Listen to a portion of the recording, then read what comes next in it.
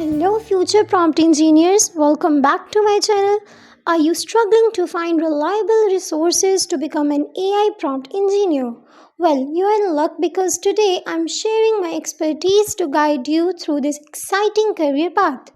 I know many of you are worried about not having the right guidance or resources. You have searched online but ended up with more questions than answers. That's why I created this blog post specifically for you. Let me show you how I solve this problem. Just go to Google and type expert prompt and land it on this website. From there, search how to become an AI prompt engineer and found this informative blog post. Let's dive into the blog post.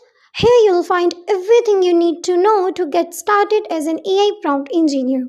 I'll cover topics like key skills required to become an AI prompt engineer, job opportunities as a prompt engineer, career paths, and how to utilize those skills, and many more.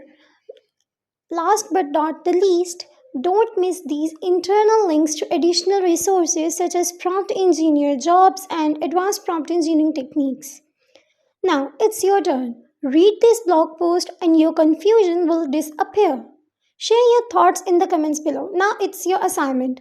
Read this blog and tell me in the comments if your confusions are clear or not. If still you have any confusions, you can tell me in the comment section. I'll reply to everyone.